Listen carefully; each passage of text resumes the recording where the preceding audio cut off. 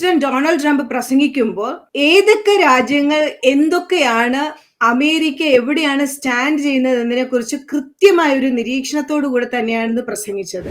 India എന്ന് പറഞ്ഞാൽ അവിടെ ഒത്തിരി കറപ്ഷനും കള്ളത്തരവും ദൂർത്തും എല്ലാ ഉള്ളത്തരങ്ങളും ഉണ്ട്. പക്ഷെ ഇതെല്ലാം ടേബിളിന്റെ അടി കൂടിയാണ്. ടേബിളിന്റെ മുകളിൽ വന്നു കഴിഞ്ഞാൽ നമ്മളെല്ലാം ഭയങ്കര ആർഷഭാരത സംസ്കാരം, സനാതന ധർമ്മം. ഈ മരുന്നിന്റെ വില വർധനം എന്ന് പറയുന്നത് ഏറ്റവും കൂടുതൽ താൽക്കാലികമായിട്ടും ബാധിക്കാൻ പോകുന്നത് അമേരിക്കക്കാരെ തന്നെയാണ്. ട്രംപിന് അല്ലെങ്കിൽ അമേരിക്കയ്ക്ക് അല്ലെങ്കിൽ ക്യാപിറ്റലിസത്തിന് പെർമനന്റ് ഫ്രണ്ട് എന്ന് പറയുന്ന ഒരു സാധനം. അതുപോലെ നമ്മുടെ പ്രധാനമന്ത്രി അവിടെ ചെന്നപ്പോൾ അദ്ദേഹത്തെ റെഡ് കാർപ്പറ്റ് കൊണ്ട് സ്വീകരിച്ചു എന്നെങ്കിൽ പറഞ്ഞെങ്കിലും ചൈനീസ് പ്രസിഡന്റോ പ്രധാനപ്പെട്ട മന്ത്രിമാരോ ആരും അവിടുത്തെ ആ ഒരു സ്വീകരണത്തിന് വന്നൊന്നുമില്ല. ആദ്യത്തെ ദിവസം ഈ പറഞ്ഞ പോലെ കോമൺ ആയിട്ട് ഒരു ഷോ ഓഫിന് കുറച്ച് പരിപാടികൾ നടന്നു. ഇന്ത്യന് റിലയബിൾ അല്ല, റിലയബിൾ പാർട്ണർ അല്ല ഇന്ത്യ വകുപ്പിന്റെ പറയും സത്യസന്ധരാണ്, നല്ല മനുഷ്യരാണ്. പക്ഷെ നമുക്കൊരു പ്രശ്നം ഉണ്ടെങ്കിൽ ഞങ്ങളുടെ കൂടെ ഉറച്ചു നിൽക്കാൻ ഇന്ത്യന് കിട്ടില്ല. നമ്മുടെ ചുറ്റുവട്ടത്ത് കിടക്കുന്ന രാജ്യങ്ങളിൽ പണ്ടിപ്പോ പറയും ഒരു 10-15 വർഷം മുമ്പ് ഈ ശ്രീലങ്ക ആയിക്കോട്ടെ, ഈവൻ ബർമ എന്ന് പറഞ്ഞപ്പോ മ്യാൻമർ ആയിക്കോട്ടെ, അല്ലെങ്കിൽ നേപ്പാൾ ആയിക്കോട്ടെ, എല്ലാ രാജ്യങ്ങളും ഈവൻ പാകിസ്ഥാനുമായിട്ട് മാത്രമേ നമുക്ക് ബംഗ്ലാദേശും എല്ലാം നമ്മളെ ഇന്ത്യനെ ഡിപ്പെൻഡ് ചെയ്തിട്ടാണ് നിന്നുകൊണ്ടിരുന്നത്. ചൈനയായിട്ട് കൂടി നമ്മൾ കോമൺ കറൻസി ഉണ്ടാക്കിയാൽ ഓരോ വർഷവും നമ്മൾ ദരിദ്രരായിക്കൊണ്ടിരിക്കും. ഓരോ വർഷം നമ്മുടെ ഫോറിൻ എക്സ്ചേഞ്ച് റിസർവ് കുറഞ്ഞുകൊണ്ടിരിക്കും. നയതന്ത്രത്തിലെങ്കിലും ഒരു ലീഡർഷിപ്പ് വരുത്തുമായിരുന്നെങ്കിൽ പല കാര്യങ്ങളും ഇതിനെ കൗണ്ടർ ചെയ്യാൻ ഇന്ത്യയെ കൊണ്ട് പറ്റുന്നതല്ലേ. ഇപ്പൊ അവിടെ ചില വീക്ക്നെസ്സുകൾ പറ്റുന്നില്ലേ? അത് നമ്മൾ ഈ വിശ്വാസ്യത മാത്രമല്ല, അല്ലാതെ തന്നെ ഇന്ത്യയുടെ പ്രവർത്തനത്തിൽ എവിടെയോ ചില പാകപ്പിഴകളില്ലേ അതിന്റെ. ഇപ്പം അഡാനിക്ക് കുറച്ച് നഷ്ടം വന്നാലും റഷ്യയിൽ ഓയിൽ മെഡിക്കൽ നിർത്തിയിട്ടാണെങ്കിലും അമേരിക്കയായിട്ട് ഉണ്ടായിക്കൊണ്ടിരുന്ന ആ ഒരു അലയൻസ് പോകാൻ ഇന്ത്യ അലോ ചെയ്യരുതായിരുന്നു എന്നാണ് ഞാൻ വിശ്വസിക്കുന്നത്.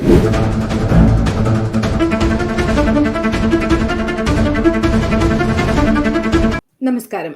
വോക്കി ടോക്കിയുടെ മറ്റൊരു എപ്പിസോഡിലേക്ക് എല്ലാവർക്കും സ്വാഗതം. 2025 സെപ്റ്റംബർ 23 മുതൽ 29 വരെ ന്യൂയോർക്കിൽ UN ജനറൽ അസംബ്ലി നടക്കുകയുണ്ടായി. വിവിധ രാജ്യങ്ങളിൽ നിന്നുള്ള പ്രധാനമന്ത്രിമാർ, പ്രധാനമന്ത്രിമാർ, പ്രസിഡന്റുമാർ, വിവിധ ലീഡർഷിപ്പിലുള്ളവർ പങ്കെടുത്തിട്ടുണ്ടായിരുന്നു. എടുത്തു പറയാൻ ഉള്ള കാര്യങ്ങൾ എന്താന്ന് വെച്ച് കഴിഞ്ഞാൽ, അതിൽ ഓരോ നേതാക്കളും അവർക്ക് നൽകിയിരുന്ന 15 മിനിറ്റ് പ്രസംഗിക്കേണ്ട സമയത്ത് എന്തൊക്കെയാണ് സംസാരിച്ചത്, ഏത് രാജ്യത്തിന് വേണ്ടിയാണ് സംസാരിച്ചത്, തങ്ങളുടെ രാജ്യത്തിന് വേണ്ടിയാണോ സംസാരിച്ചത്, തങ്ങളെ എതിർക്കുന്ന രാജ്യത്തിനെ എതിർത്താണോ സംസാരിച്ചത്, തങ്ങളെ സപ്പോർട്ട് ചെയ്യുന്ന രാജ്യത്തിനെ സപ്പോർട്ട് ചെയ്താണോ സംസാരിച്ചത് എന്ന കാര്യങ്ങളൊക്കെയാണ്. യുദ്ധങ്ങൾ, കാലാവസ്ഥ, പരിഷ്കാരങ്ങൾ എന്നിവയിൽ ആഗോളതലത്തിൽ നേതാക്കൾ ഒരു തീരുമാനമെടുക്കുന്ന വേദിയാണ് ഈ UNGA എന്ന് പറയുന്നത്. പ്രസംഗങ്ങൾ നന്നായി തോന്നുന്നുണ്ടോ എന്നതല്ല, മറിച്ച് അവ പണത്തെയും നിയമങ്ങളെയും പെരുമാറ്റത്തെയും മാറ്റുന്നുണ്ടോ എന്നതാണ് ഇവിടെ നമ്മൾ കണ്ടുപിടിക്കുന്ന ചോദ്യം എന്ന് പറയുന്നത്. ഇതിലും നമ്മൾ കണ്ട കുറച്ച് പ്രസംഗങ്ങളുണ്ട്. ഒന്ന്, ഒബ്വിയസ്ലി US പ്രസിഡന്റ് ഡൊണാൾഡ് ട്രംപിന്റെ പ്രസംഗം. അത് 57 മിനിറ്റ് ആണെന്ന് തോന്നുന്നു നീണ്ടു നിന്നത്. ടെലിപ്രോംപ്റ്റർ ഇല്ലായിരുന്നു. അദ്ദേഹം അതിനെ അതിജീവിച്ചുകൊണ്ട് പ്രസംഗിച്ചു. ഇസ്രായേൽ പ്രധാനമന്ത്രി നെതന്യാഹുവിന്റെ പ്രസംഗം, അതൊത്തിരി പ്രശ്നങ്ങൾ നേരിട്ട ഒരു പ്രസംഗമായിരുന്നു. UN ജനറലിന് വിളിക്കേണ്ടി വന്നു, പ്ലീസ് കം ബാക്ക് എന്ന് വിളിക്കേണ്ടി വന്നു, ആളുകളെ തിരിച്ചു കൂട്ടേണ്ടി വന്നു. പാകിസ്ഥാൻ പ്രധാനമന്ത്രിയുടെ പ്രസംഗം, അവരുടെ അതിനെ എതിർത്തുകൊണ്ട് ഇന്ത്യയുടെ ഒഫീഷ്യലുടെ മറുപടി, ജയശങ്കറിന്റെ പ്രസംഗം, ഇങ്ങനെ ഒത്തിരി പ്രസംഗങ്ങൾ ഉണ്ടായിരുന്നു. നമ്മൾ കണ്ട 1-2 കാര്യങ്ങൾ എന്ന് പറയുന്നത്, പ്രസിഡന്റ് ഡൊണാൾഡ് ട്രംപ് പ്രസംഗിക്കുമ്പോൾ ഏതൊക്കെ രാജ്യങ്ങൾ എന്തൊക്കെയാണ് അമേരിക്ക എവിടെയാണ് സ്റ്റാൻഡ് ചെയ്യുന്നത് എന്നതിനെ കുറിച്ച് കൃത്യമായ ഒരു നിരീക്ഷണത്തോടു കൂടെ തന്നെയാണ് പ്രസംഗിച്ചത്. നമ്മൾ കണ്ടുകൊണ്ടിരിക്കുന്നതാണ് ഇപ്പോ ട്രെൻഡിന് മാറ്റം വന്നു എന്നുള്ളത്. എന്താണ് നിങ്ങൾക്ക് ഇതിനെക്കുറിച്ചൊരു അഭിപ്രായം? ഈ ഒരു UN അസംബ്ലി നടന്നതിനെ കുറിച്ചും ഈ ഒരു പ്രത്യേക പ്രസംഗങ്ങളെ കുറിച്ചും അവരുടെ ഈ നേതാക്കന്മാരുടെ സ്പീച്ചിനെ കുറിച്ചും എന്തൊക്കെയാണ് നിങ്ങൾക്ക് തോന്നുന്നത്? എന്തൊക്കെയാണ്? എനിക്ക് തോന്നുന്നത് എന്താന്ന് വെച്ച് കഴിഞ്ഞാല് വളരെ നല്ലൊരു UN ചാർട്ടർ ആയിരുന്നു ഇത്തവണത്തെ നടന്ന. ഇത്രയും വിശാലമായ ലോക നേതാക്കളെല്ലാം പങ്കെടുത്ത, അതായത് ലോകത്തിന്റെ ഗതി നിശ്ചയിക്കണ. കാരണം ഇപ്പൊ അമേരിക്കയുടെ പ്രസിഡന്റ് ഒരു താരിഫ് വാർ സ്റ്റാർട്ട് ചെയ്തിരുന്നു. ലോകം മുഴുവൻ അദ്ദേഹത്തിൻ്റെതായ ചില വാറുകൾക്കൊക്കെ സ്റ്റാർട്ട് ചെയ്ത് നെഗോഷിയേഷന്റെ ഭാഗമായിട്ടൊക്കെ മൊത്തത്തിൽ ലോകത്തിനെ ഒന്ന് ഡീസ്റ്റെബിലൈസ് ചെയ്ത് നിൽക്കുന്ന ഒരു ഘട്ടത്തിലാണ് ഇങ്ങനെ ഒരു അത്യാവശ്യമായിട്ടൊരു UN ഒരു സമ്മേളനം നടക്കുന്നത്. ആ സമ്മേളനത്തിൽ എല്ലാവരും ഈ നമ്മുടെ പറയുന്ന പോലെ ഓരോ ചേരിയിൽ ആരൊക്കെയുണ്ട്, ഏതോ ചേരി ചേരാൻ നയത്തിൽ നിൽക്കുന്ന ആരൊക്കെയാണ്, ആരോടാണ് കൂട്ടുകൂടുന്നത് എന്നൊക്കെ നിൽക്കുന്ന ആ ഒരു സമയം എല്ലാ നേതാക്കന്മാരുടെ, എല്ലാ രാജ്യത്തിൻ്റെ, ഇപ്പൊ ഇന്ത്യയുടെ പ്രധാനമന്ത്രി മാത്രമാണ് ഡയറക്റ്റ് വരാതെ ഇരുന്നത്. വിദേശകാര്യമന്ത്രി അതിൽ പങ്കെടുത്തു, സംസാരിച്ചു. അപ്പൊ പ്രത്യേകിച്ച് അമേരിക്കൻ പ്രസിഡന്റിന്റെ പ്രസംഗമാണ് അവിടെ ഏറ്റവും കൂടുതൽ ആൾക്കാർ ശ്രദ്ധിച്ചത്. കാരണം അമേരിക്കയാണ് ഇതിനെ എല്ലാത്തിനെയും ലീഡ് ചെയ്യുന്നത്. അത് ആ രീതിയിൽ തന്നെ ശ്രദ്ധിക്കപ്പെടുകയും ചെയ്തു. അദ്ദേഹം ആ എസ്കലേറ്ററിലേക്ക് കയറാൻ ചെന്നപ്പോൾ തന്നെ അത് നിന്നുപോയി.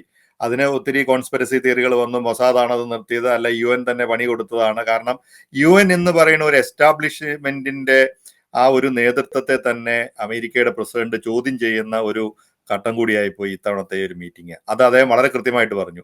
ഇന്നലെ നടന്ന വൈറ്റ് ഹൗസിൽ വെച്ച് ഇസ്രായേൽ പ്രധാനമന്ത്രിയും അമേരിക്കൻ പ്രസിഡന്റും കൂടി നടത്തിയ സംയുക്ത വാർത്താ സമ്മേളനത്തിലും അത് ഈ കാര്യം എടുത്തു പറഞ്ഞു. കാരണം ഞാൻ പ്രസംഗിക്കാൻ വേണ്ടി ബോർഡിൽ ടെലിപ്രോംപ്റ്ററിൽ നോക്കിക്കഴിഞ്ഞപ്പോൾ ആദ്യത്തെ സെന്റൻസ് കണ്ടു കഴിഞ്ഞിട്ട് പിന്നെ ബ്ലാങ്ക് ആയിരുന്നു. അപ്പൊ അത് വളരെ അതുപോലും നടത്താൻ കഴിയാത്ത ഒരു UN കൊണ്ട് എന്ത് ചെയ്യാൻ പറ്റും എന്നുള്ള വളരെ വ്യക്തമായിട്ടുള്ള ഒരു വ്യംഗ്യാർത്ഥത്തിലുള്ള ചോദ്യവും പ്രസിഡന്റിന്റെ ഭാഗത്തു നിന്നുണ്ടായിരുന്നു. അതായത് UN അസ്തിത്വത്തിനെ അതായത് അമേരിക്കൻ പ്രസിഡന്റ് ചോദ്യം ചെയ്യുന്നില്ല. അമേരിക്കൻ പ്രസിഡന്റിന്റെ പ്രസംഗത്തിൽ മാത്രമല്ല, അതിനുശേഷം അതായത് UN ഓരോ മീറ്റിങ്ങുകൾ നടക്കുമ്പോഴും അമേരിക്കൻ പ്രസിഡന്റ് പിന്നെ വൈറ്റ് ഹൗസിലാണ് മീറ്റിങ്ങുകൾ നടക്കുന്നത്. ഇപ്പം ടർക്കിഷ് പ്രധാനമന്ത്രി എർദോഗൻ 2 ദിവസം മുമ്പ് അവിടെ വന്നിരുന്നു. അപ്പൊ എല്ലാ നേതാക്കന്മാരും വന്നിരുന്നു, യൂറോപ്യൻ ലീഡേഴ്സ് വരുന്നു, എല്ലാവരും വ്യക്തിപരമായിട്ട് വരുന്നു. വൈറ്റ് ഹൗസിൽ ഇൻഡിവിജ്വൽ ആയിട്ട് പത്രസമ്മേളനങ്ങളൊക്കെ നടക്കാം. വളരെ വിശാലമായ ഒരു ചർച്ചകളാണ് ഇതുമായിട്ട് ബന്ധപ്പെട്ട് നടക്കുന്നത്. കാരണം അമേരിക്കൻ പ്രസിഡന്റുമായിട്ട് നേരിട്ട് നടത്തുന്ന ചർച്ചകളാണ് ഇതിൽ പ്രധാനമായിട്ടും ഉള്ളത്. അപ്പൊ എല്ലാവരെയും വളരെ കാര്യമായിട്ട് വൈറ്റ് ഹൗസിൽ ജീവിക്കുകയും പ്രസിഡന്റ് ട്രംപ് ഒരു രാജ്യത്തിനോടൊപ്പവും ഇല്ല എന്നുള്ള രീതിയിൽ, അതായത് അദ്ദേഹം എന്തൊക്കെ ആശയങ്ങൾ എതിർത്തോ ആശയങ്ങളെയൊക്കെ കൂടെ നിർത്തുന്ന രീതിയിലുള്ള ഒരു പ്രസംഗവും പ്രവൃത്തിയും ഒക്കെയാണ് കാണിച്ചതെങ്കിലും ഒരു കാര്യത്തിൽ നമുക്ക് പ്രത്യേകിച്ച് നമ്മളെല്ലാവരും ഇന്ത്യക്കാരെന്ന നിലയിൽ നോട്ട് ചെയ്യേണ്ട ഒരു കാര്യമാണ് പാകിസ്ഥാന് നൽകുന്ന ഒരു വലിയ പിന്തുണ.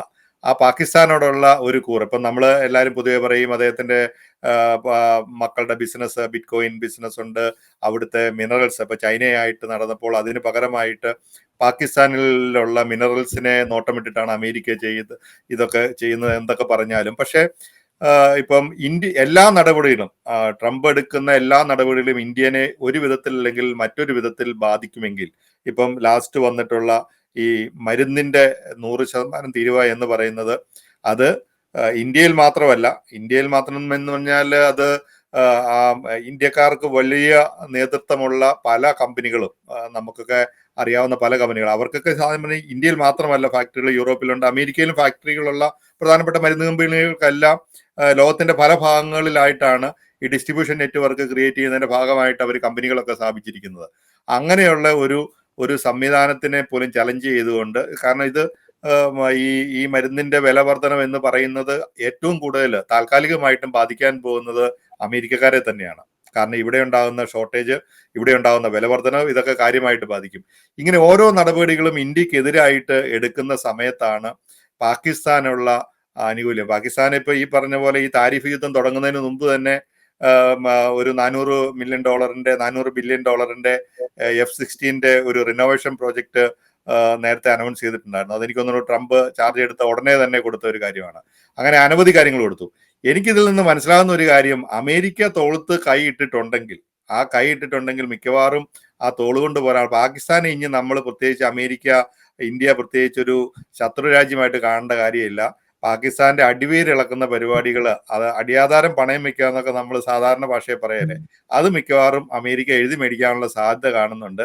ആ വിധത്തിലുള്ള ഒരു സഹകരണമായിരിക്കും നടത്താൻ പോകുന്നത്. കാരണം ഇന്ന് വൈറ്റ് ഹൗസിൽ ഇന്നലെ നടന്ന ഒരു പത്രപ്രസ്ഥാനയില് സാധാരണ എല്ലാ രാഷ്ട്ര നേതാക്കന്മാരും വരുമ്പോൾ, പണ്ട് അസീം മുനീർ അവരുടെ കരസേനാ മേധാവി വന്നപ്പോൾ പോലും അദ്ദേഹം കാര്യമായിട്ട് സ്വീകരിച്ചു. അപ്പൊ വൈറ്റ് ഹൗസിന്റെ ഏതോ ഒരു മുറിയിൽ പാകിസ്ഥാൻ പ്രധാനമന്ത്രിയും പാകിസ്ഥാൻ ഈ കരസേനാ മേധാവിയൊക്കെ ഇരിപ്പുണ്ട്. അവരിവിടെ എവിടെയോ ഉണ്ടെന്നുള്ള രീതിയിലാണ് പ്രസിഡന്റ് സംസാരിച്ചതെന്നാണ് നമുക്ക് മനസ്സിലാകുന്നത്. കാരണം ആ രീതിയിൽ കൈകാര്യം ചെയ്യുന്നത്. ഇനിയിപ്പം പാകിസ്ഥാന് എന്നാണേലും പാകിസ്ഥാന്റെ ഏതാണ്ട് കഥ കഴിയാനുള്ള ഒരു സാധ്യതയാണ് കാണുന്നത്. കാരണം ഈ നമ്മൾ പറയുന്ന ധൃതരാഷ്ട്ര ആലിംഗനം എന്നൊക്കെ നമ്മൾ എന്നാ പറയണേ, മഹാഭാരതത്തിൽ കേട്ടിട്ടില്ലേ, ആ ഒരു ആലിംഗനമായിരിക്കും അമേരിക്കയുടെ ഒരു ആലിംഗനം എന്നാണ് എനിക്ക് തോന്നുന്നത്. അതുകൊണ്ട് ഇന്ത്യക്കാർ ആ കാര്യത്തിലൊന്നും പാകിസ്ഥാനെ ഇങ്ങനെ കണ്ണടച്ച് അമേരിക്ക സപ്പോർട്ട് ചെയ്യുന്നതിനെ കുറിച്ച് ചിന്തിച്ച് തലപോക്കേണ്ട കാര്യമില്ല. കാരണം മിക്കവാറും എല്ലാ രീതിയിലുള്ള കടലാസുകളും കൃത്യമായിട്ട് സൈൻ ചെയ്ത് മേടിച്ച് പാകിസ്ഥാന്റെ കാര്യത്തിൽ ഏതാണ്ട് ഒരു തീരുമാനമാക്കുന്ന ലക്ഷണമാണ് നമുക്ക് കാണുന്നത്. എനിക്ക് തോന്നുന്നു ഞാൻ ജിൻസ്മുൻ പറഞ്ഞ ആ ഒരു ആർഗ്യുമെന്റിന്റെ ആ ഒരു ഇമോഷണൽ സൈഡിൽ നിന്നും ഞാൻ ഒരു റീസണിങ് കാണുന്നു. പക്ഷെ എനിക്ക് തോന്നുന്നു ട്രംപിന്റെ പക്കായിട്ടുള്ള ബിസിനസ് അപ്രോച്ചാണ് ഇതിനകത്ത് വിസിബിൾ ആവുന്നത്. ഇപ്പോ നമ്മളിപ്പോ ഫിലോസോഫിക്കലി സംസാരിച്ചാൽ പോലും ഒരു ഫ്രണ്ട് എന്ന് പറഞ്ഞാൽ നമ്മളുടെ ഒരു ശത്രുവിനെ കൊന്നിട്ട് വന്നാൽ അവന് അഭയം കൊടുക്കുന്നയാളാണ് ഫ്രണ്ട്, ശരിയായിട്ടുള്ള ഒരു ഫ്രണ്ട്. പക്ഷേ അതിന്റെ വകുപ്പുകളും റൂളുകളും നീ എന്തുകൊണ്ട് അത് ചെയ്തു, എന്തിനത് ചെയ്തു, നീ ചെയ്തത് തെറ്റാണെങ്കിൽ എനിക്ക് ഇതിനെ പോലീസിനെ ഏൽപ്പിക്കണം എന്ന് പറയുന്ന ഒരാളല്ല ഫ്രണ്ട്. ട്രംപ് ഈ ഫ്രണ്ട്ഷിപ്പ് എന്ന് പറയുന്നത് മോഡി എന്റെ ഫ്രണ്ടാണ് അല്ലെങ്കിൽ പുടിൻ എന്റെ ഫ്രണ്ടാണെന്നൊക്കെ പറയുമ്പോൾ ട്രംപ് ആഗ്രഹിക്കുന്നത് അവർ അതുപോലൊരു ഫ്രണ്ട് ആക്കാനായിട്ടാണ്. ഇസ്രായേൽ അതുപോലത്തെ ഒരു ഫ്രണ്ടാണ്. എന്ത് പറഞ്ഞാലും അമേരിക്ക പറയുന്ന പോലെ ചെയ്യും, അമേരിക്ക ഇസ്രായേലിനെ കവർ ചെയ്യും, ഇസ്രായേൽ അമേരിക്കനെ കവർ ചെയ്യും. Because that's what the relationship they have. അപ്പോ ഇന്ത്യനെ അങ്ങനെ കൗണ്ട് ചെയ്യാൻ പറ്റില്ല എന്നുള്ള റീസൺ ആണ് പണ്ട് തുടങ്ങിയ ഈ സോവിയറ്റ് യൂണിയൻ കൊളാപ്സ് ചെയ്ത് കഴിഞ്ഞ ശേഷവും ഇന്ത്യയിൽ അമേരിക്ക ഫേസ് ചെയ്തൊരു പ്രോബ്ലം. ബിക്കോസ് ഇന്ത്യയിൽ ഡെമോക്രസി ഉണ്ട്, ഭരണകൂടം മാറി മാറി വരും. സോഷ്യലിസം പറയുന്ന കക്ഷിയാണ് കോൺഗ്രസ് പാർട്ടി. കോൺഗ്രസ് സോഷ്യലിസം ഭരണഘടനയിൽ എഴുതി ചേർത്ത ആൾക്കാരാണ് കോൺഗ്രസ് പാർട്ടി. അപ്പൊ അമേരിക്കയുടെ ഫണ്ടമെന്റൽ വാല്യൂസുമായിട്ട് അത് എതിരാണ്. ബിസിനസ് മൈൻഡഡ് അല്ല. ഓപ്പൺ റൂളും പറയും, പാവങ്ങൾക്കെല്ലാം ഈക്വൽ ഡിസ്ട്രിബ്യൂഷൻ ഓഫ് വെൽത്ത് എന്ന് പറയും, കമ്പനികളെ ഗ്രോ ചെയ്യാൻ അലോ ചെയ്യില്ല. ഇതൊക്കെയാണ് ഇന്ത്യയുടെ സ്വതവേ ഉള്ളൊരു നേച്ചർ. നമ്മൾ ഗാന്ധിനെ എടുത്താലും നെഹ്റുവിനെ എടുത്താലും നമ്മളുടെ പഴയ മഹാബലിനെ എടുത്താലും ശിവി ചക്രവർത്തിനെ എടുത്താലും, ഞാൻ വാക്ക് പറഞ്ഞു പോയി, ഇനി എനിക്ക് വാക്ക് കീപ്പ് ചെയ്തേ പറ്റുള്ളൂ, അതുകൊണ്ടാണ് മഹാബലി ഇല്ലാണ്ടായത്, അതുകൊണ്ടാണ് ശിവി ചക്രവർത്തിയുടെ മാംസം പക്ഷി കൊണ്ടുപോയത്. അപ്പോൾ ഇങ്ങനത്തെ കാര്യങ്ങളൊക്കെ നമ്മൾ ഇതിൽ നിന്ന് നമ്മൾ മനസ്സിലാക്കേണ്ട ഒരു കാര്യം, ഇതൊക്കെയാണ് ഒരു ഇന്ത്യൻ ഈത്തോസ് എന്ന് പറയുന്ന ഒരു സാധനം ക്രിയേറ്റ് ചെയ്തത്.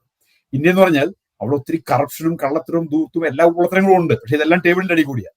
ടേബിളിന്റെ മുകളിൽ വന്നു കഴിഞ്ഞാൽ നമ്മളെല്ലാം ഭയങ്കര ആർഷഭാരത സംസ്കാരം, സനാതന ധർമ്മം, അങ്ങനത്തെ പറയുന്ന ആൾക്കാരാണ്. അപ്പൊ അതുകൊണ്ട് തന്നെ നമുക്കൊരു കോൺട്രാക്റ്റിലൊക്കെ ഒപ്പിട്ടൊരു കോൺട്രാക്ട് ഒക്കെ മാറ്റി പറയാനൊക്കെ ബുദ്ധിമുട്ടാണ്.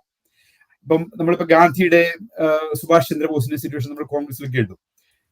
ഈ ഇലക്ഷനിൽ നിന്ന് കോൺഗ്രസ് പ്രസിഡന്റായിട്ട് ജയിച്ച ആളാണ് സുഭാഷ് ചന്ദ്രബോസ്. ഉടനെ ഗാന്ധി പറഞ്ഞു ഞാൻ കോൺഗ്രസിൽ നിന്ന് റിസൈൻ ചെയ്യുമെന്ന് പറഞ്ഞു. ഇത് കാരണം അപ്പൊ ഗാന്ധി എല്ലാവരുടെയും ഒരു ലീഡറാണ്, സ്പിരിച്വൽ ലീഡറാണ്. അപ്പോൾ ഡെമോക്രാറ്റിക് ആയിട്ട് ജയിച്ച് സുഭാഷ് ചന്ദ്രബോസിനെ പുള്ളി പുറത്താക്കിയ ഒരു സൂത്രത്തിൽ കൂടിയാണ്. പക്ഷെ അതിനും ഒരു ന്യായീകരണം പറയാനുണ്ടായിരുന്നു. Because ഗാന്ധിയാണ് greater leader. ഉടനെ സുഭാഷ് ചന്ദ്രബോസ് രക്ഷപ്പെട്ടു പോയി.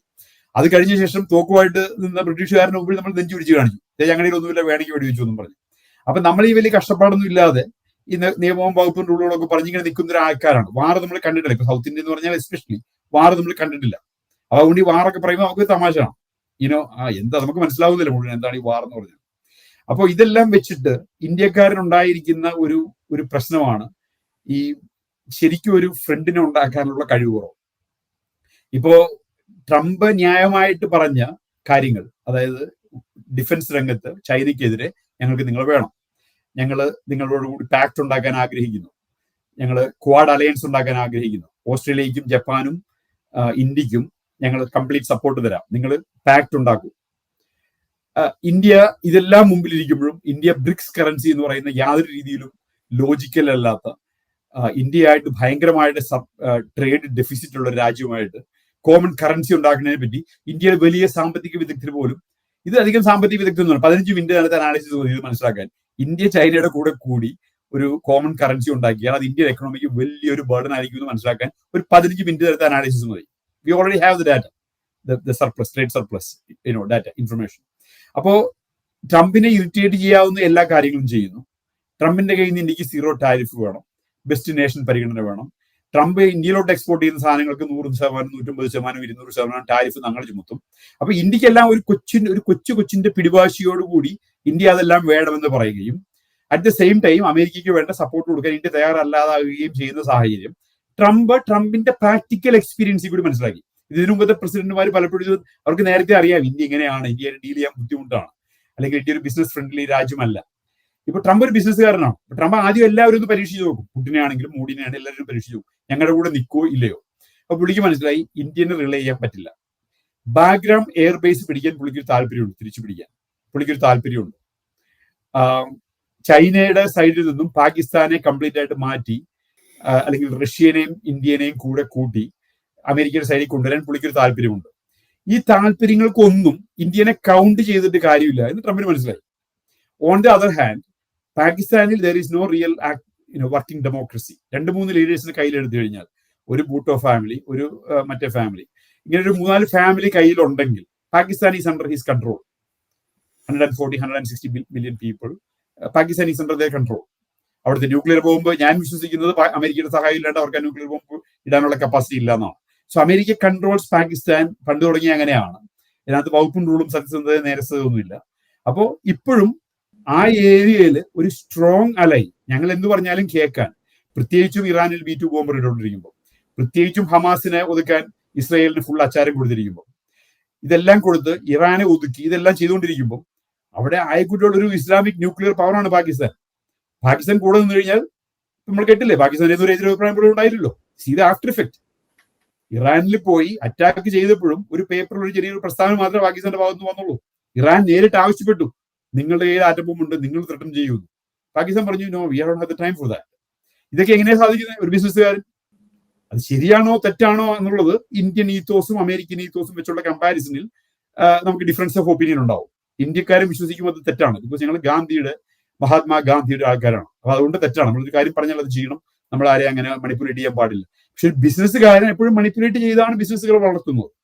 ഇപ്പൊ അമേരിക്ക വളരുന്ന ട്രംപിന്റെ സൂത്രം എന്ന് പറഞ്ഞാൽ ആ സൂത്രങ്ങൾ തന്നെ. ഒരു ബിസിനസ്സുകാരൻ അയാളുടെ ബിസിനസ് സാമ്രാജ്യം വളർത്തുന്നത് പോലെ തന്നെയാണ് പുള്ളി എല്ലാവരെയും കയ്യിലെടുത്ത് എല്ലാവരുടെ കൂടെ ഉണ്ടെന്ന് ഉറപ്പുവരുത്തി, എല്ലാവരും മൈ ഫ്രണ്ട് എന്ന് വിളിച്ച്.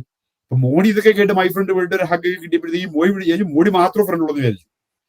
ട്രംപിന് ഏകപത്നി വ്രതമല്ല നമുക്ക് പണ്ടേ അറിയാം. ട്രംപിന് 3 ഭാര്യമാർ ഓൾറെഡി ഉണ്ടായിരുന്നു. അപ്പൊ ഈ മോഡിയുടെ ഇന്ത്യയിലുള്ള പോലെ ആശയപരമായിട്ട് ഞാൻ മാത്രമേ ഉള്ളൂ ട്രംപിനെന്ന് വിചാരിക്കാൻ തുടങ്ങിയാണ് ഇന്ത്യയുടെ കുഴപ്പം.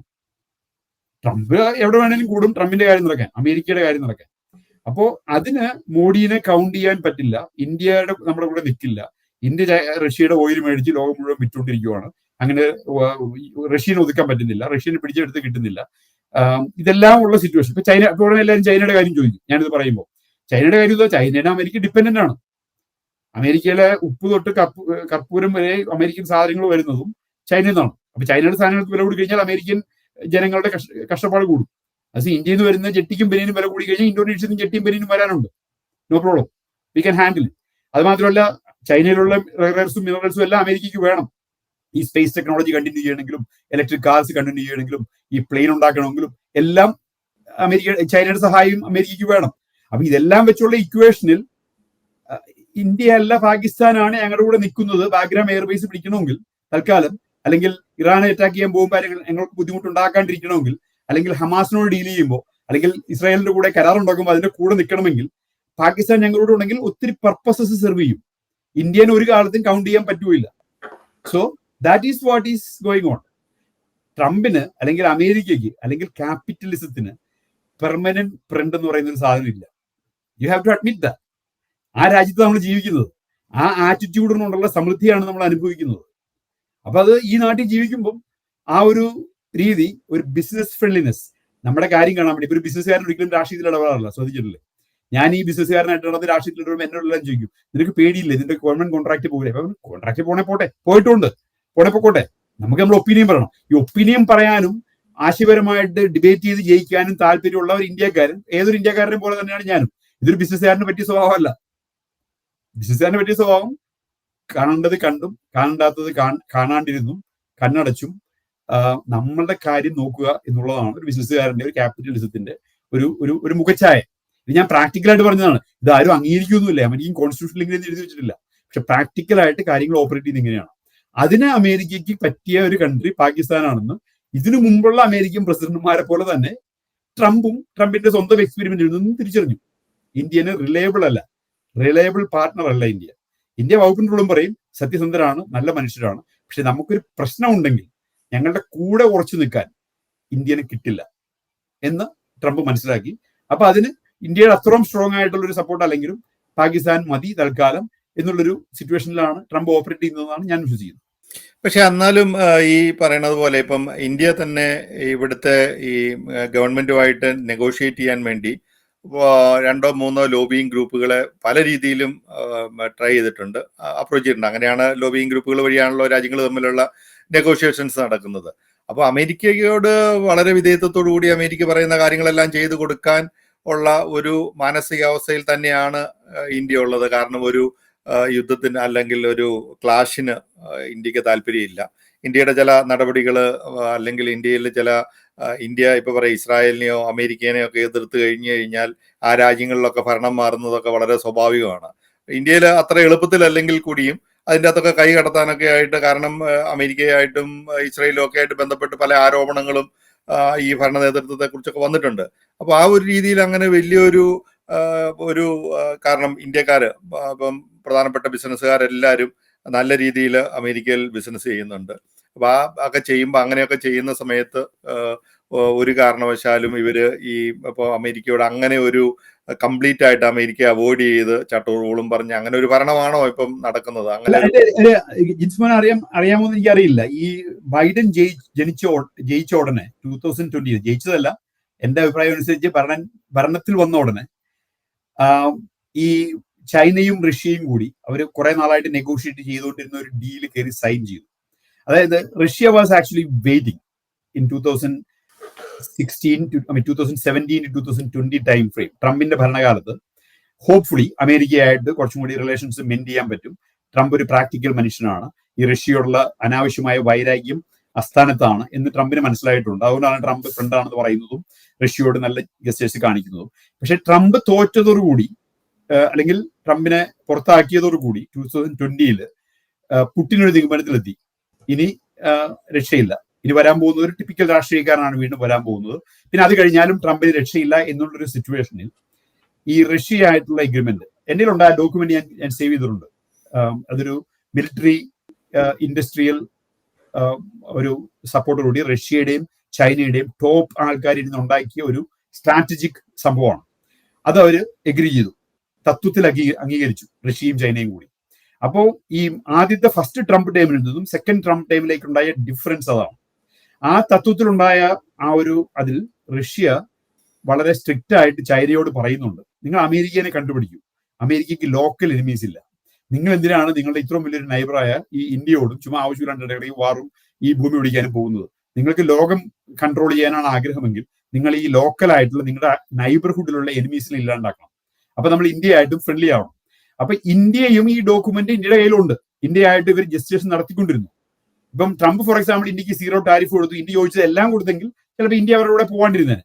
അപ്പൊ ഈ ഒരു ഡിസ്കഷൻസ് നടന്നുകൊണ്ടിരിക്കുന്നുണ്ട് ഒരു സൈഡിൽ കൂടി. ആ സൈഡിലാണ് ഈ ട്രംപ് ഇന്ത്യയോട് കംപ്ലീറ്റ് ആയിട്ട് അലയൻസ് ചെയ്ത് മാറാൻ പറയുന്നതും അല്ലെങ്കിൽ താരിഫ് തരൂ എന്നൊക്കെ പറഞ്ഞ് ഈ ഒരു വാശി കൂട്ടുന്നതും.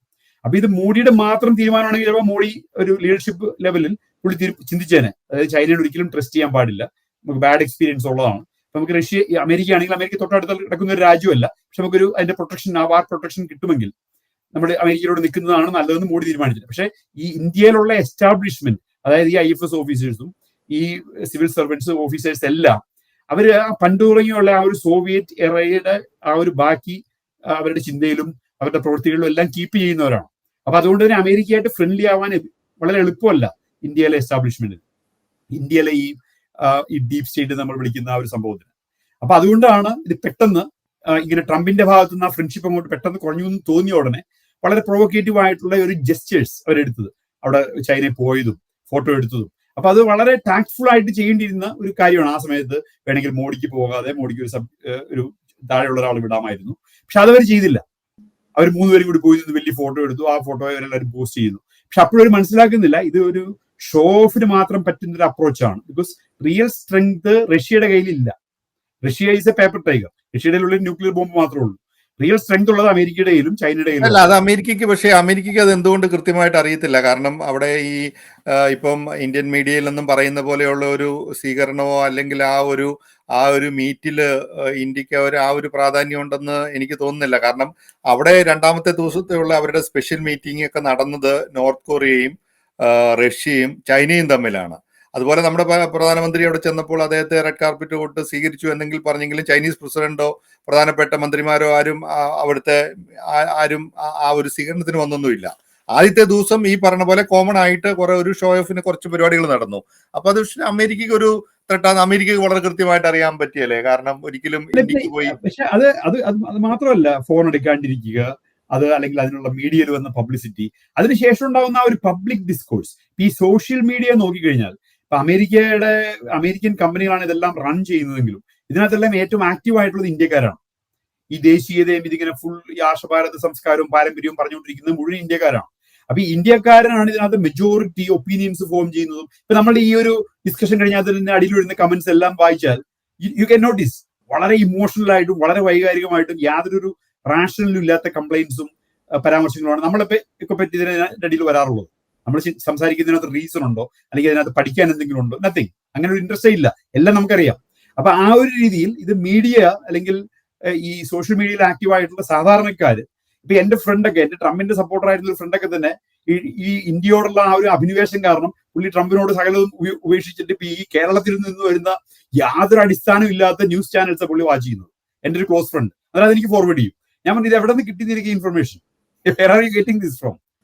അതായത് ഇത്രയ്ക്ക് ന്യൂസ് കണ്ടുപിടിക്കാൻ നിനക്ക് വേറൊരു വഴിയില്ല. ഈ കേരളത്തിലെ മാപത്രങ്ങളുടെയും മാ ചാനലുകളുടെയും സംഭവം എടുത്തിട്ട് വേണോ നിനക്ക് ന്യൂസ് അറിയാൻ, അമേരിക്കയുടെ ന്യൂസ് അറിയാൻ, അമേരിക്കയുടെ പൊളിറ്റിക്സ് അറിയാൻ? You are living in this country four 35 years. ഞാൻ ഇവരോട് ചോദിക്കുന്നത്, എന്റെ ഫ്രണ്ടിനോട് ചോദിക്കുന്നത്, ഇവിടെ എന്റെ കൂടെ താമസിക്കുന്ന എന്റെ ഫ്രണ്ടിനോട്, ഐ മീൻ അമേരിക്കയിലുള്ള. അപ്പം ഇതിന്റെ കാരണം എന്ന് വെച്ച് കഴിഞ്ഞാൽ, അപ്പൊ അമേരിക്ക ഇന്ത്യക്ക് എതിരാണെന്നുള്ള ഒരു സംഭവം ഉണ്ടാക്കിയതിൽ ഈ സോഷ്യൽ മീഡിയയ്ക്കും എല്ലാം വളരെ പങ്കുണ്ട്. ഇതിനകത്ത് സ്ട്രാറ്റജിക് ആയിട്ടുള്ള കാര്യം മനസ്സിലാക്കാതെ ഭയങ്കര ഇന്ത്യ ഇമോഷനും കൊണ്ട് തലക്കി പിടിച്ചു കഴിയുമ്പോൾ, എത്ര സ്ഥലങ്ങളിലാണ് ഞാൻ വായിച്ചത്, നിങ്ങൾ നിങ്ങളുടെ പാട് നോക്കൂ, ഞങ്ങൾ ബ്രിക്സ് കറൻസി ഉണ്ടാക്കും, ഞങ്ങൾക്ക് ഡോളർ ഒന്നും വേണ്ട എന്നൊക്കെ പറഞ്ഞു. എന്ത് മനസ്സിലാക്കിയിട്ട് ഇവരിത് പറയുന്നത്? ഒരടിസ്ഥാനപരമായ വിവരവും ഇല്ലെങ്കിലും they have opinion, very very strong opinion. അതായത് ഈ ട്രേഡ് സർപ്ലസ് എന്ന് പറയുന്നത് ഭയങ്കര ഹ്യൂജ് സർപ്ലസ് ആണ് ചൈനയായിട്ടുള്ളത്. ആ ചൈനയായിട്ട് കൂടി നമ്മൾ കോമൺ കറൻസി ഉണ്ടാക്കിയാൽ ഓരോ വർഷവും നമ്മൾ ദരിദ്രരായിക്കൊണ്ടിരിക്കുവോ, ഓരോ വർഷം നമ്മുടെ ഫോറിൻ എക്സ്ചേഞ്ച് റിസർവ് കുറഞ്ഞുകൊണ്ടിരിക്കുവോ. അതിനൊക്കെ ജനങ്ങൾ കയറി അങ്ങോട്ട് ബന്ധമായിട്ട് കയറി സപ്പോർട്ട് ചെയ്യുവാണ്, ആരെണ്ടെങ്ങാണ്ട് പഠിക്കാൻ തുടങ്ങി എന്ന് പറഞ്ഞുകൊണ്ട്. അപ്പോൾ ഞാൻ പറയുന്നത്, നമ്മൾ ഒത്തിരി അൺനെസസറിലി ഇമോഷണൽ ആണ്. I don't know why. China ഒരിക്കലും ഇന്ത്യക്ക് ഒരു എന്നാ പറഞ്ഞ ഒരു അലയാക്കാൻ പറ്റുന്ന ഒരു കാര്യമല്ല. ചരിത്രപരമായിട്ടും ഒരു വിധത്തിലും ചൈനയായിട്ട് ഇന്ത്യക്ക് യോജിച്ചു പോകാൻ പറ്റിയല്ല. പക്ഷേ കാരണം എനിക്ക് തോന്നുന്നു, പക്ഷേ ഇന്ത്യയിലെ മീഡിയ, ഇപ്പൊ നമ്മൾ കേരളത്തിലെ മീഡിയകളൊക്കെ വരുന്ന ഇപ്പൊ അമേരിക്കൻ പൊളിറ്റിക്സിനെ കുറിച്ച് പോലും ഇവാലുവേറ്റ് ചെയ്യുന്നത് അവർ കാണുന്ന കുറച്ച് മാധ്യമങ്ങളിൽ നിന്ന് എടുക്കുന്ന കുറെ സോഴ്സ് വെച്ചിട്ടാണ് അവർ അതിനെ അനാലിസിസ് ചെയ്യുന്നത്. ശരിക്കും നമുക്ക് തന്നെ അത് കാണുമ്പോൾ തന്നെ തോന്നുന്നു, ഇത് റിയൽ ആയിട്ട് ഇതുമായിട്ട് യാതൊരു വിധത്തിലുള്ള ഒരു റിയാലിറ്റിയുമായിട്ട് ഒരു പുലബന്ധം പോലും ഇല്ലാത്ത റിപ്പോർട്ടിംഗ് ആണ് പലതും വരുന്നത്. വൈകാരികമായിട്ട് അതിനെ അപ്രോച്ച് ചെയ്യുന്നുണ്ട്, അതൊക്കെ നമുക്ക് കാണുമ്പോൾ തന്നെ അറിയാം. പരീക്ഷ എന്താണ് ഇപ്പൊ ഇതിന്റെ അതെ ഞാൻ പറയാൻ വന്നതായിരുന്നു. ഡോളറിന് ഒരു ഇടിവ് സംഭവിക്കുമെന്നോ അല്ലെങ്കിൽ ഡോളറിനെതിരെ ആരെങ്കിലും, നമ്മളിത് നേരത്തെയും ചർച്ച ചെയ്ത ഒരു വിഷയമാണ്, ആരെങ്കിലും ഡോളറിനെതിരെ തലപൊക്കും എന്ന് കണ്ടു കഴിയുമ്പോഴത്തേനും എല്ലാ കാലത്തും, അതിപ്പോ 2ാം ലോകമഹായുദ്ധത്തിന് ശേഷം നമ്മൾ എടുക്കുന്ന ഹിസ്റ്ററി എടുക്കുകയാണെങ്കിൽ നമുക്ക് കാണാൻ പറ്റുന്നതാണ്, അവിടെയൊക്കെയും അമേരിക്കയുടെ ഒരു വളരെ സ്ട്രോങ് ആയിട്ടുള്ള ഒരു തീരുമാനവും ആ ഒരു അപ്രോച്ചും ഉണ്ടായിട്ടുണ്ട്. അത് എല്ലാ കാലഘട്ടത്തിലും നമുക്ക് കാണാൻ കഴിയുന്ന ഒരു കാര്യം തന്നെയാണത്. അത് മിഡിൽ ഈസ്റ്റിലേക്കുള്ള ഒരു മൂവ്മെന്റ് ആയാലും, ലൈക്ക് വ്യാപാര ബന്ധത്തിന്റെ ത്രൂ വ്യാപാരത്തിലൂടെയുള്ള ഒരു മൂവ്മെന്റ് ആയാലും, അതെല്ലാം തന്നെ ഡോളറിൽ സ്ട്രെങ്തൻ ചെയ്യുന്നതിന് വേണ്ടിയിട്ടുള്ള ഒരു അപ്രോച്ച് തന്നെയായിരുന്നു അത് തന്നെയാണ് ഇവിടെയും. ഇപ്പോ വിൻസെന്റ് പറഞ്ഞതുപോലെ പുതിയൊരു കറൻസി ഉണ്ടാക്കുക എന്നുള്ളതൊക്കെ ചിന്തിക്കാൻ പറ്റുന്നതാണോ, അല്ലെങ്കിൽ അതൊക്കെ നടക്കുന്നതാണോ? അങ്ങനെ ഒരു സാധ്യത അവർ കണ്ടപ്പോൾ തന്നെ അതിനെതിരെയുള്ള ഒരു നീക്കം തന്നെയാണ് അമേരിക്ക നടത്തിയിരിക്കുന്നത്.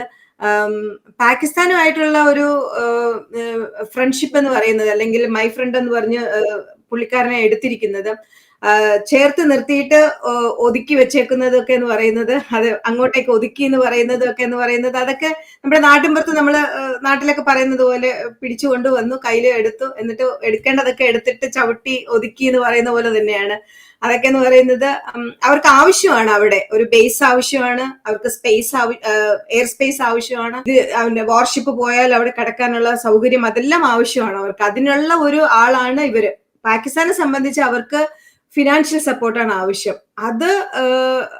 അതാണ് ഈ രണ്ട് രാജ്യങ്ങളും തമ്മിലുള്ള ഒരു കൊടുക്കൽ വാങ്ങലിലൂടെ ഒരു ഫ്രണ്ട്ഷിപ്പ് ഒരു പുതിയൊരു പിന്നെ തുടക്കം കുറിച്ചിരിക്കുന്നത്.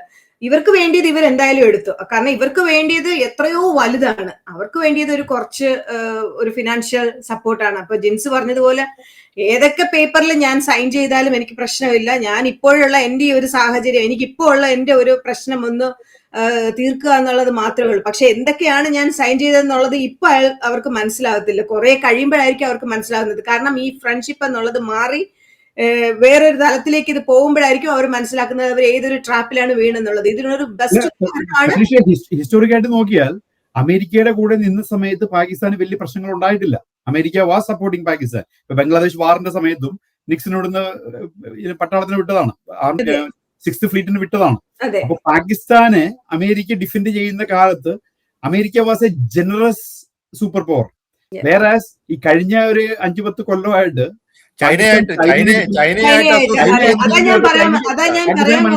അവരെക്കാളും നല്ലത് അമേരിക്ക തന്നെയാണെന്ന് പാകിസ്ഥാൻ. അതാ ഞാൻ പറയാൻ വന്നത്. ഏറ്റവും വലിയൊരു ഉദാഹരണമാണ് ശ്രീലങ്കയിൽ നടന്നത്.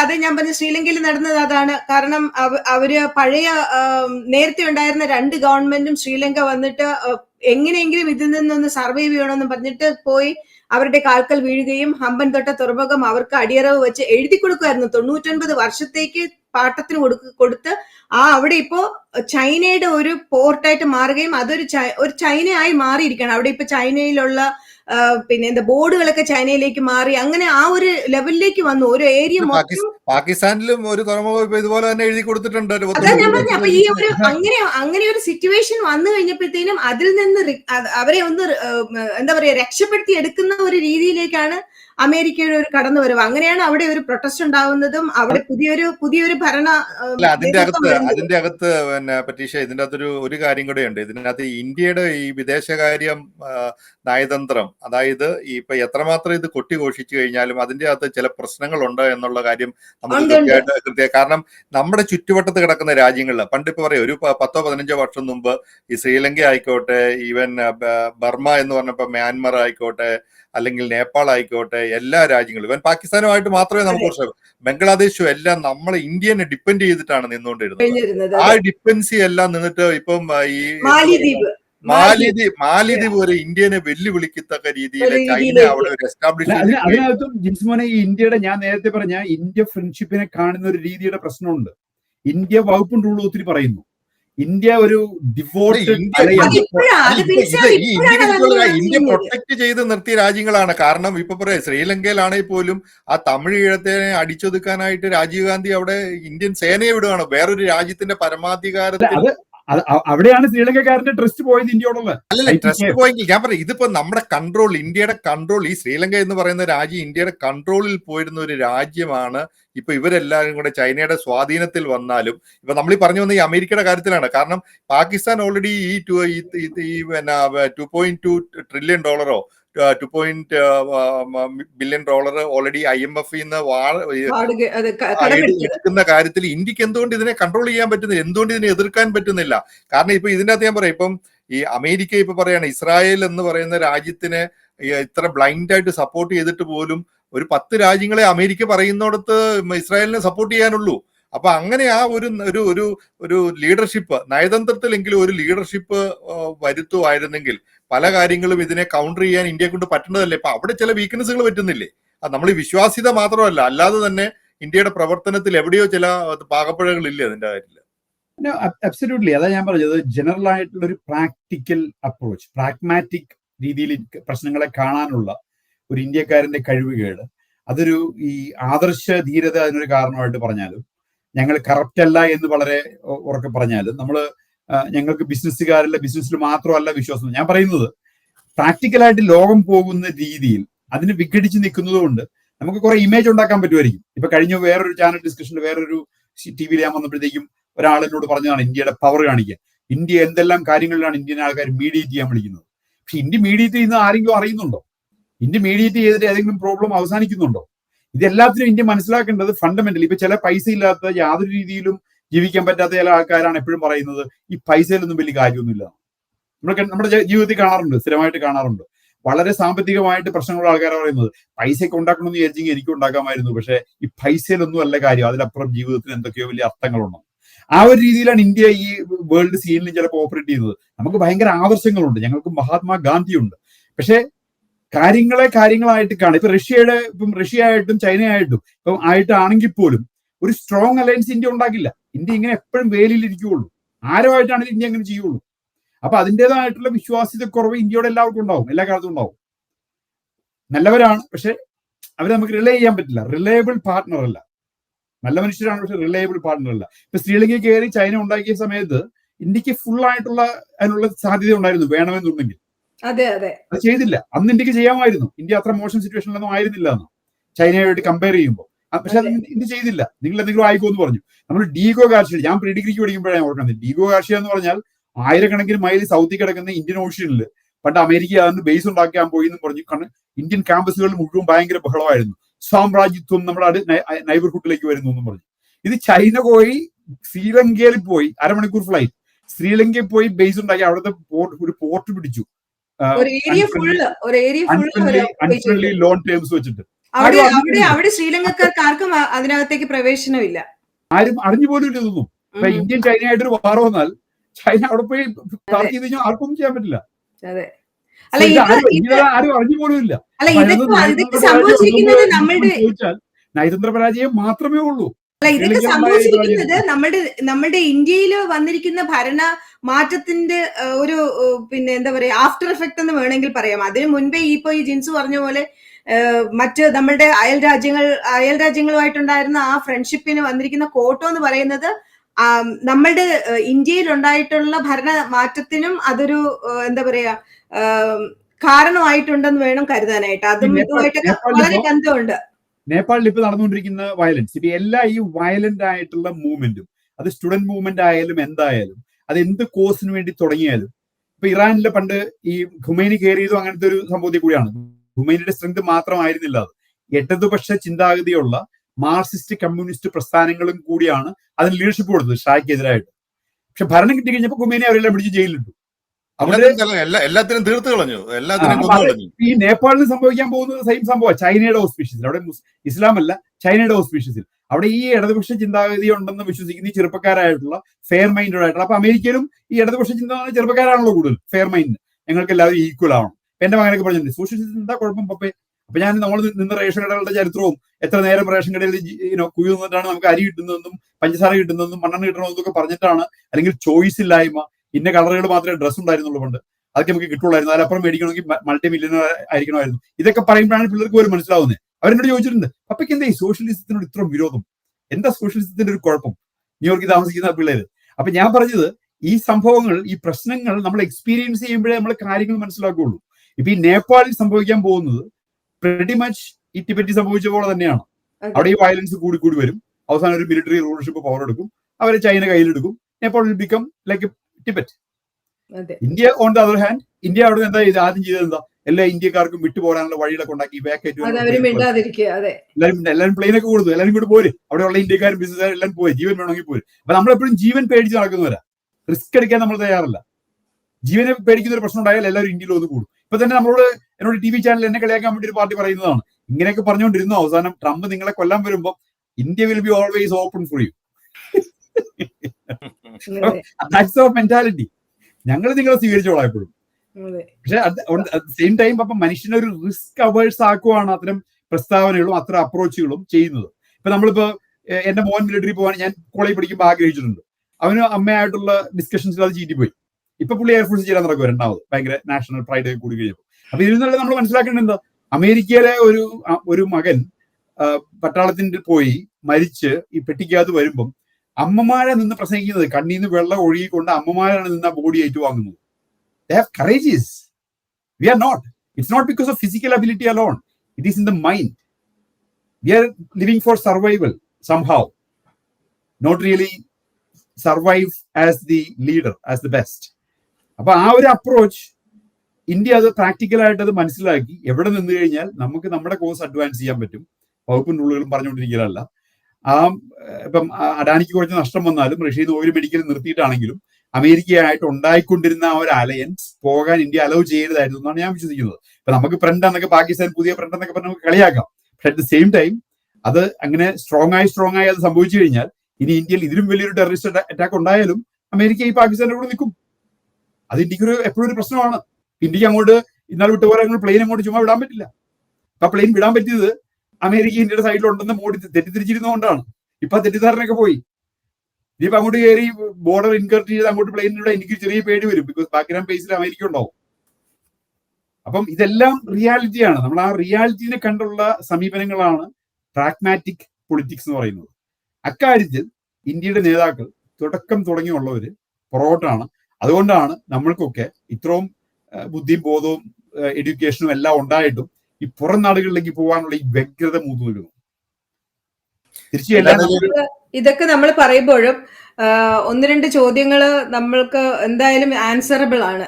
അതായത് പാകിസ്ഥാനെ പുതിയ ഫ്രണ്ടായിട്ട് കൂട്ടുമ്പോൾ പാകിസ്ഥാന്റെ ഇത്രയധികം ഈ നമ്മൾ നേരത്തെ സംസാരിച്ചതുപോലെയുള്ള IMFന്റെ ഈ ഒരു ലോണ്, ഈ പ്രോഗ്രാം, അവരുടെ പ്രോഗ്രാമിനെ US എങ്ങനെയാണ് അതിന് നോക്കിക്കാണുന്നത്, അതിനെ പിന്തുണയ്ക്കുവോ എന്നുള്ളത്. അതായത്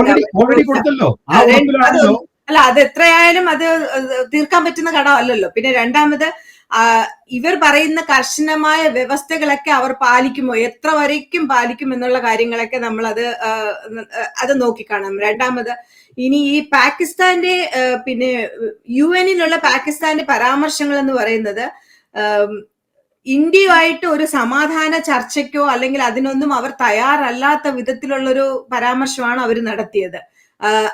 മറിച്ച് അതിന്റെ ഒരു ഹീറ്റ് കൂട്ടുന്ന രീതിയിലുള്ള ഒരു പരാമർശങ്ങളാണ് UN അവർ സംസാരിച്ചത്. അതിന് തക്ക മറുപടി ഇന്ത്യയുടെ പ്രതിനിധി അന്ന് അവിടെ കൊടുക്കുകയും ചെയ്തിട്ടുണ്ടായിരുന്നു. അപ്പൊ UN വേദി എന്ന് പറയുന്നത് തന്നെ എന്താ പറയുക, ഒരു വെറും ഒരു സാധാരണ ഒരു പോഡിയമോ അല്ലെങ്കിൽ ഒരു സാധാരണ ഒരു സ്റ്റേജ് ഒന്നും അല്ല. അതെന്ന് പറയുന്ന ലോകം മുഴുവനും ഷെയർ ചെയ്യുന്ന ഒരു മൈക്രോഫോൺ എന്ന് വേണമെങ്കിൽ പറയാം. നമ്മുടെ തക്ക മറുപടി എന്ന് പറയുമ്പോൾ ശരിയാണ്. നമ്മൾ ഡിബേറ്റിൽ ജയിക്കുന്നതിലാണ് നമുക്ക് താല്പര്യം. അതാ ഞാൻ പറയുന്നത്. ഇപ്പൊ അവിടെയും പാകിസ്ഥാനും ഒരു ഡിബേറ്റ് ആണല്ലോ ചെയ്യുന്നത്. അല്ലാതെ ഇന്ത്യയുമായിട്ട് അവർ വേറെ എന്താ ചെയ്യാൻ പറ്റിയത്? അപ്പൊ അതാ ഞാൻ പറയുന്നത്. അപ്പൊ അവിടെ അവർക്ക് UN അവർക്ക് എന്ത് ചെയ്യാൻ പറ്റിയോ അതിനുള്ള തക്ക മറുപടിയാണല്ലോ ഇന്ത്യയും കൊടുത്തത്. അല്ലാതെ അവർക്ക് വേറെ അവർക്കൊന്നും ചെയ്യാൻ പറ്റിയില്ലല്ലോ. ആ തക്ക മറുപടി കൊണ്ടല്ല കാര്യം. ഇന്ത്യയും പാകിസ്ഥാനോട് ഇനി ഒരു ബോർഡർ സ്ക്രിമിഷും ഒരു വാറും ഉണ്ടായാൽ അമേരിക്കയും ചൈനയും പാകിസ്ഥാന്റെ സൈഡിലാണെങ്കിൽ പാകിസ്ഥാൻ ധൈര്യം കൂടും. അല്ല, അത് ഞാൻ വിചാരിക്കുന്നില്ല അമേരിക്ക അത്രത്തോളം ഇടപെടുമെന്ന് ഞാൻ വിചാരിക്കുന്നില്ല. കാരണം അത് ഞാൻ പറയുന്നത്, ഞാൻ ഒരു കാര്യം ചോദിച്ചോട്ടെ. ഈ യുദ്ധം ഉണ്ടായ സമയത്ത്, അതായത് ടെറർ അറ്റാക്ക് ഉണ്ടായപ്പോഴത്തേനും അതിനെ റെസിപ്രോക്കലായിട്ട് ഇന്ത്യ അറ്റാക്ക് ചെയ്ത സമയത്ത്, ആ സമയത്തും പാകിസ്ഥാനോടൊപ്പം തന്നെയായിരുന്നു അമേരിക്ക. കാരണം അമേരിക്കയുടെ ബേസ് അവിടെ ഉണ്ടായിരുന്നു, അമേരിക്കയുടെ സാധനങ്ങൾ അവിടെ ഉണ്ടായിരുന്നു. പാകിസ്ഥാൻ എന്തൊക്കെയാണോ ഉള്ളത് അതൊക്കെ അമേരിക്കയുടെ കൺട്രോളിലായിരുന്നു. അതിന് തട്ടാതിരിക്കാൻ വേണ്ടിയിട്ടായിരുന്നു അമേരിക്ക പെട്ടെന്ന് തന്നെ അതിൽ ഇടപെട്ടത്. അല്ല, ഇന്ത്യ അമേരിക്കയായിട്ടുള്ള ഇപ്പോ ഉള്ള റിലേഷൻഷിപ്പ് അല്ല ഇന്ത്യ പാകിസ്ഥാൻ വാർ ഉണ്ടായപ്പോൾ ഉള്ളത്.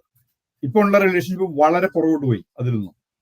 എന്തൊക്കെയായാലും ഇന്നിപ്പോ ഈ ഒരു വേദി, ഈ UN വേദി, ഇപ്പൊ നമ്മളുടെ ഈ ടോപ്പിക്കിൽ വന്നിരിക്കുന്ന ഈ ഒരു സംഭവം എന്ന് പറയുന്നത് UN വേദി എന്ന് പറയുന്നത് യുദ്ധം, സമാധാനം, കാലാവസ്ഥ അല്ലെങ്കിൽ ധനകാര്യം, ഇതിനെ കുറിച്ചൊക്കെയുള്ള ഒരു എന്താ പറയാ, ഒരു റൂൾസും അല്ലെങ്കിൽ പിന്നെ അതിന്റെ പോളിസീസ് ഒക്കെ രൂപപ്പെടുത്തുന്ന ഒരു സ്ഥലമായിട്ടാണ് നമ്മൾ കണ്ടുകൊണ്ടിരുന്നത്. അവിടെയും പലപ്പോഴും മറിച്ചൊക്കെ സംഭവിക്കാറുണ്ട്.